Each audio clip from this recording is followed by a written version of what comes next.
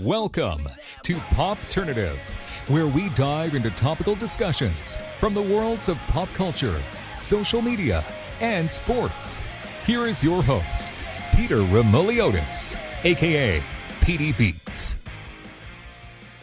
PD Beats here from Popternative, speaking to Chelsea Clark about season 2 of Ginny Georgia, dropping worldwide on Netflix January 5th. Welcome to the show. Welcome back to the show. It's so good to see you again.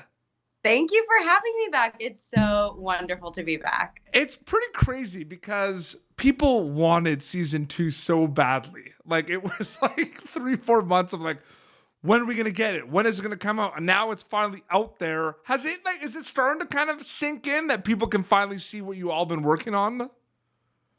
Honestly, it hasn't. I think I've been so excited and like I've been doing interviews talking about it, but it still feels like so surreal. I think because we filmed it in such a like different time, I just like can't even fathom that what we did to like what everyone's going to see is like the same product, which is like so exciting because I think that it'll really help the cast and the crew feel, you know, like validated in what happened with our like filming, because we filmed during COVID. Yes. So it was very like, filming in general is just so stressful, but like definitely filming the second season had like that extra layer. And so I think it's going to be a lot more gratifying to see season 2 come out because we'll be able to say like, okay, here's all of our hard work and like finally everyone can see it. So I also like spoke to Katie Douglas about this too. I mean, besides the COVID, because it was a lot different when you shot season 1 with all the restrictions and everything, but I feel like it was a different kind of feeling because season 1, you don't really know what to expect, but then you go back season 2 and like these characters have been fleshed out enough. So like, is the mindset different from that perspective too?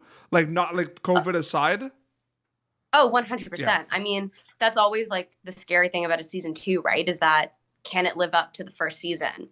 And I think the way that our season went and the way that all of our characters got fleshed out, I think season 2 is really exciting because I still don't think it's what people are going to be expecting. Mm-hmm. And so I think that's like a whole other level that like I'm excited to see, because it would be one thing if like season 2 was a direct like repeat of season 1, but like I don't think it is. Yeah. And so it's tough though, right? Because you know, you're doing a lot of these interviews and it's like, even when I do them, like I always feel like, even though we're not doing spoilers, you're always like walking on eggshells, right? Because you want, because you want people to go in fresh as much as they can. But yeah, especially with a show like this, because there's so many twists and turns of Ginny and Georgia in season 1, and spoiler alert, it happens again in season 2.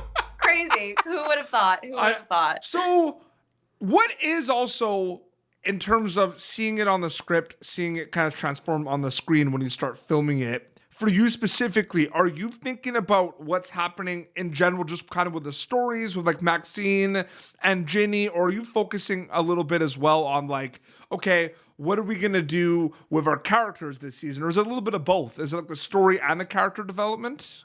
Oh, 100%. It's a little bit of both. I think you can't have one without the other, right? Like there is no story if you don't have your characters. And I think that season 2 does a really good job of like taking all of like the tensions from season 1, like spinning them on their head, but also like, you know, all of these like bottled up emotions are like finally coming to a head. And it's seeing how these situations either like push out the best of certain characters or bring out the worst in other characters, right? So you kind of get a little bit of both. And I think that it's really like amplified because of how well the characters are written. You know, it's not really kind of a spoiler because by the time this interview is posted, people are going to be able to see season 2 of Ginny and Georgia. But there are scenes where all the friend, like the crew or the squad, what did you call that? Like with Abby, like was that like the crew? Was that the squad? Was there a name for that? Or was it just like the friend crew? I don't think we ever came up with a name for it. I think it was just like us hanging out. Like, yeah, so there's like the basement scenes, right? Where there might or might not be a band and everything. You look at a lot of those scenes and like, you know, Maxine looking at her phone and be like, oh my God, this was posted on Instagram and everything. I feel like there's like a relatability factor where a lot of people, you know, and are saying like, wow, like that was me and my friends in high school and everything. Did you ever think about that? Because I feel like there is that relatability with the friend group specifically in season 2. Oh, for sure. I think it was really funny because when we first started filming those scenes, I remember we got a note and it was like, oh, like everybody, like, don't laugh. Like, I don't want anybody to laugh. I just want to see what happens if you guys don't laugh. Because, you know, laughing is like a really easy, like it's an easy option if you don't know what else to do, like in a scene. So everybody just kind of like giggles and then you're like, cool, there's like energy in the scene. But we got a note and it was like, okay, don't laugh. I just want to see like what'll happen if you guys like don't go in thinking that. And I remember we were doing the scene and it literally just felt like I was hanging out with a bunch of my friends because obviously that's what I used to do. And when I still hang out with them to this day, like that's what we do. We sit on the couch and we're just like on our phones and we're like, hey, did you see that? That's so crazy. And like, I think it really grounded all of our performances. And I think it really helped because it changed the dynamic from like, we're filming a scene about high schoolers to like, let's just be friends and let's just like hang out. And I think that was really fun to like play with. Yeah, it's so crazy. I mean, you know, you're acting on Ginny and Georgia on Netflix, but you know, you produce as well. We talked about your OutTV show, Ezra. Shout out to the crew, Luke Hatchie, Matthew Finland, great people. When you work on a show like Ginny and Georgia that has this blend of drama, comedy, heartbreak, has kind of all of it, does that excite the behind the camera Chelsea Clark a little bit? Where like, I want to make something that has a lot of these elements thrown in. Like, do you think about that at all? Oh my God, for sure. Definitely. I think the like most amazing part about being on the show is to have it being written by like Sarah Lampert's our creator, Deb Fisher's our showrunner, and to have 2 strong female like women in leadership roles and seeing like everything that they can get done. And then seeing also that not only can they get it done, but also that they've created this beautiful story that is like deep, it has layers, it has like well-developed characters, it has like a great like storyline. And so all of those things just kind of like reiterate the fact that like I would love to be able to do that as well. And that's, you know, one of the branches that I want to do, like being in this industry, is I want to be able to create a story like that, because I feel like I got a sliver of that on Ezra. And I think, you know, being able to write for Gwen and being able to like have a voice for like a lot of our female characters on that show was just like, it lit a fire in me. Yes. And I kind of, you know, like I want to roll with that. I want to learn what I can from all the projects that I'm working on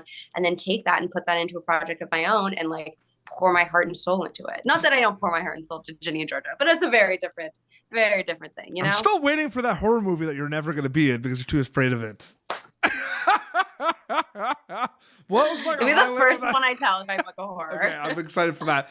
You're probably, because you're doing some interviews here and there. I mean, it's crunch time. Like it's a Ginny and Georgia season, right? Like season 2 is out. Everyone's talking about it. People are probably asking you about like scenes with like Antonia and like Sara and everything. But like, I'm gonna ask you, what's it like working with Colton? Because I love the dynamic between you two on the show. So like, what is that like? Can you like, what's it like working with him on the show? Oh my God, of course I can tell you. I love that you asked that question because I bring him up in like almost every interview and everyone's like, yeah, Nora and Jordan. And I'm like, no, you guys are missing out. Nora and Jordan is like a great duo. Colton is wonderful. I love Colton so dearly. I think it was so crazy. We met on Ginny and Georgia. Like I didn't know him before. And I think we just created this beautiful friendship, and like being able to work with him, I just feel so like, you know, there are some people that you have that are coworkers. There's some people you have that are like, you know, like friends. And then there's some people you have that you feel so safe with. Yes. And I think that like, I feel so safe with Colton, and I know, and I think that's really important, especially if you're playing, you know, like a boyfriend and a girlfriend, because there's going to be intimate things that are going to be asked of you. And if you don't feel comfortable with that person, it makes like it shouldn't be happening. But like, even if you just like aren't friends with that person, it doesn't feel as comfortable and as like creative as it could be. And so being able to work with Colton, who like I feel so safe with, and like we just joke around all the time. We like have each other's backs. It's just so nice. Yeah, I had to get that in there because I've interviewed him for Son of a Critch, because he's also on Son of a Critch on CBC. So yeah, it's one of those things. But kind of adding to that a little bit too. I mean, I find it interesting because there's obviously the flashbacks and everything, and your character is part of the more present day and everything with Ginny. But do you kind of think about the flashbacks a little more in season 2? Because especially in season 2, you're seeing the flashbacks with, Ginny older, right? And everything. Yeah. So like, obviously they don't really have to do much with your character or anything, but like, do you feel like they become a little bit kind of more important for kind of the friend group and the Ginny kind of social life because it's kind of showing how she's growing up a little bit? Like, I'm just curious about that. Oh, for sure. I think the season 2 flashbacks are like amazing. I think they really deep dive into like the story, deep dive into the characters. And like you said, like you see more of Ginny and you see more of like what that dynamic was with Ginny and Georgia before they get to Wellsbury. And I think that for our friend group, it like really sets the stage for like moments in season 2 when you can see why certain characters are like going down the paths that they are. I feel like it'd be so easy to just like, take those scenes and then just assume like, oh, well, like you kind of suck or like that was like a dick move. But I think the flashbacks are so important because they really supplement like why things are so hard for like Ginny and so hard for Georgia. And you see that more in season 2 though, I feel like a lot too. Like it's in there season 1, but season 2, because season 1 for a show, this, right? Like it's tricky because you're setting everything up. You're creating a foundation because no one knows these characters. So you're setting it up, but then it's kind of an established flashback where we know about a lot of the things that Georgia had to deal with, and it's kind of it's more fleshed out. Like it's really more fleshed out in season 2. So I feel like that's really good. Is 2023 going to be the year that you book a horror movie? I'm going back to it.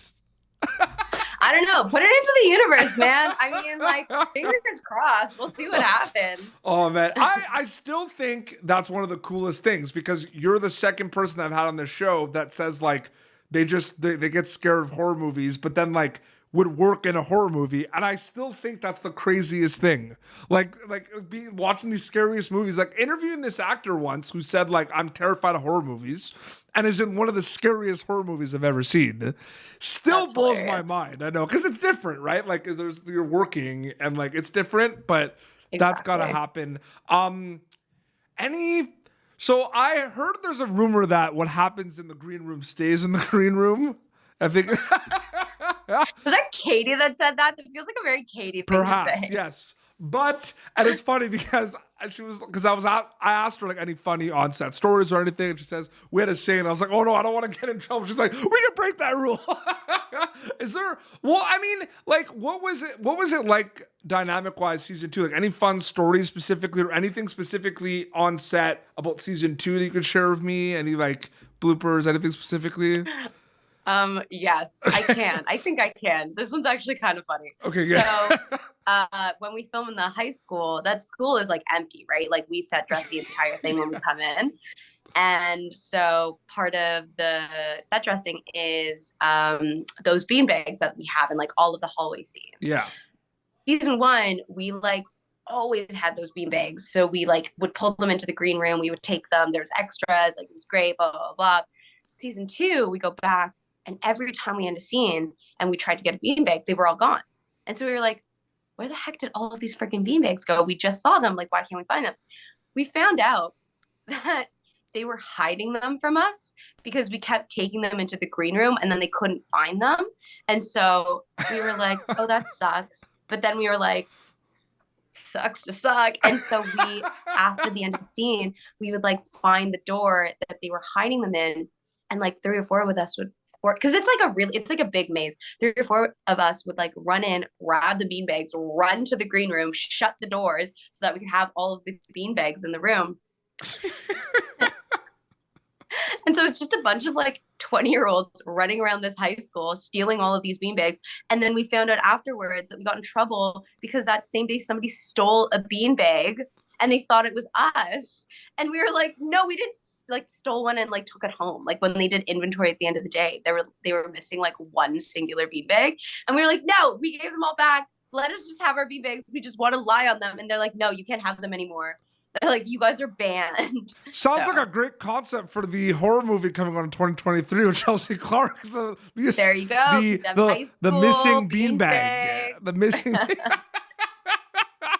Set up a meeting with Luke Huntrey and talk about that and make that movie. There you go. Before we wrap up very quickly, I'm going to ask this in regards to season 2, because there's a lot of takeaways in general about the show. But when they get a chance to watch season 2 of Ginny Georgia, which is streaming now worldwide on Netflix, what are you hoping they get out of it takeaway-wise? I really hope that they get out of it a sense of like being seen. I think there's a lot of storylines with Ginny, especially, that really resonated with me, because I think high school can be a really hard time for people. And I think having her story and having her struggle is really important. And I think it was really well done. And I really hope that whether you're watching it from a place of like, oh, that was me in high school and like I understand that, or you're watching that from a place of like, I didn't even know that like my friends went through this. And I think there's just so much to learn. And I think that there's a lot to take away from that alongside, you know, just how do you love someone that you aren't sure if you've deemed unlovable. I think that's a really big conflict that happens as well. So I really hope that people just take away from it that, you know, like, there's so many things that people are going through that you don't understand, and you have your friends and you can have your people, but it's also, you know, up to you to keep those people in your life and up to you to like, you know, make sure they feel appreciated. And I think there's a lot of that in many different parts of the show in season 2. That's so well said. No, absolutely. And yeah, season 2, people wanted it for so long. They're finally getting it, which is crazy. And it's just so great. Like, right. Like starting the new year off with Ginny and Georgia. I mean, it's a great, exciting feeling. And I'm so happy for you and the rest of the cast and the crew. Chelsea, always great catching up with you. Thank you for coming back on the show. It was so great chatting with you. Oh, thank you so much for having me. Yeah, so season 2 available on Netflix. Your Instagram account, is it just like Chelsea Clark, like Chelsea.Clark or something like that? It's Chelsea Clark, but there's apparently a lot of Chelsea Clark, so I had to add a second S. So okay. It's Chelsea with 2 S's. Chelsea Clark. well, this has been Pop Turner, youtube.com/Pop Turner for previous episodes. Till next time, this is Chelsea Clark, who you can catch in season 2 of Ginny and Georgia, streaming worldwide on Netflix, and PD Beats, signing off. Thank you for tuning in to Popternative. Make sure to check out our past episodes of Popternative on YouTube. Be sure to like Popternative on Facebook and follow us on Twitter. This has been an Autograph Communications production.